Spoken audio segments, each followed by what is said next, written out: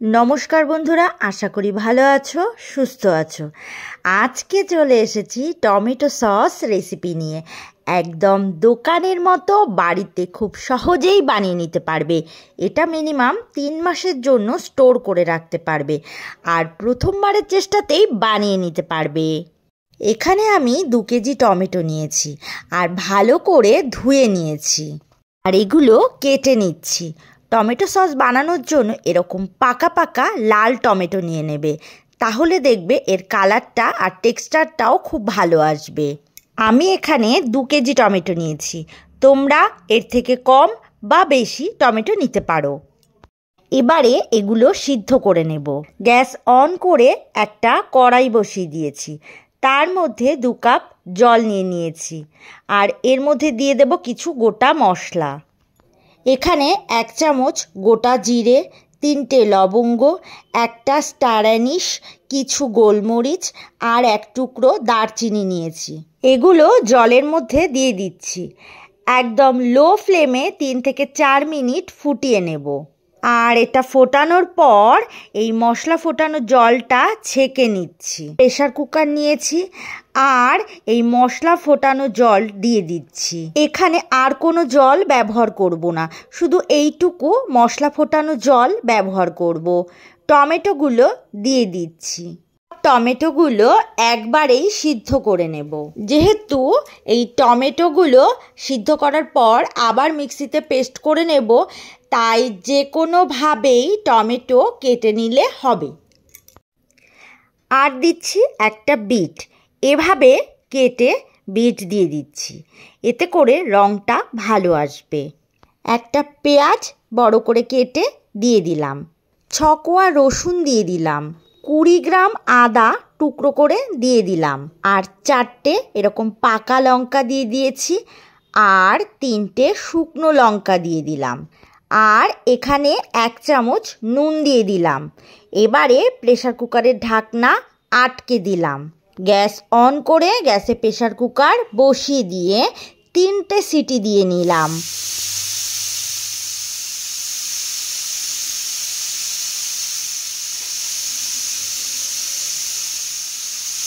এবারে গ্যাসের ফ্লেম বন্ধ করে প্রেসারের ঢাকনা খুলে নেব।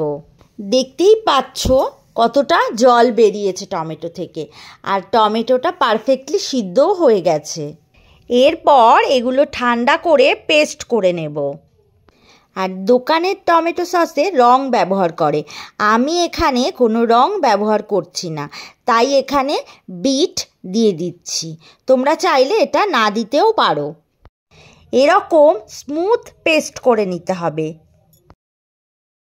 তারপর এগুলো একবার ছেঁকে নিতে হবে, আর যেই কড়াইতে করব সেই কড়াইতেই ছেঁকে নিচ্ছি। এভাবে হাতা দিয়ে ঘুরিয়ে ঘুরিয়ে ছেঁকে নিচ্ছি।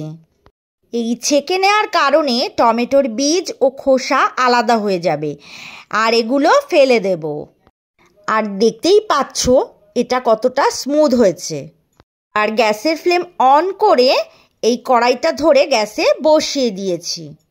আর এর মধ্যে দিয়ে দিচ্ছি 400 গ্রাম চিনি, 1/2 চামচ বেকিং সোডা দিয়ে দিলাম, আর দিয়ে দিচ্ছি 1/2 চামচ মতন সাইট্রিক অ্যাসিড, আর 150 গ্রাম মতো ভিনিগার দিয়ে দিচ্ছি, আর দিয়ে দিলাম 1 চামচ কর্নফ্লাওয়ার। কর্নফ্লাওয়ার দেওয়ার সাথে সাথে ভালো করে নেড়ে নিতে হবে, আর এই সব কিছু ভালো করে নেড়ে নিতে হবে। 1 চামচ বিট নুন দিয়ে দিচ্ছি, 1 চামচ কাশ্মীরি লঙ্কার গুঁড়ো দিয়ে দিলাম। আর এর থেকে জলটা যতক্ষণ না পর্যন্ত টেনে যায় ততক্ষণ পর্যন্ত জাল করে নিতে হবে।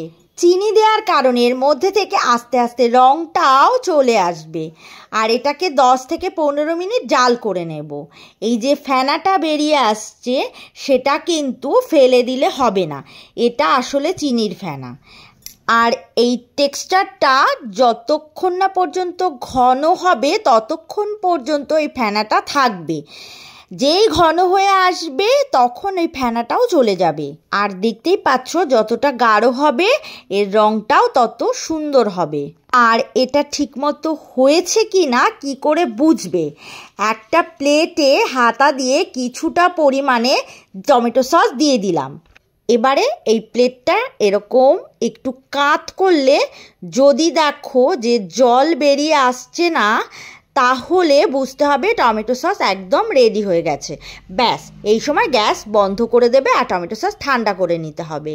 টমেটো সসের এই রেসিপিটি যদি তোমাদের ভালো লেগে থাকে তাহলে ইউটিউব থেকে দেখলে চ্যানেলটি সাবস্ক্রাইব করে দিও, আর ফেসবুক থেকে দেখলে পেজটি ফলো করে দিও।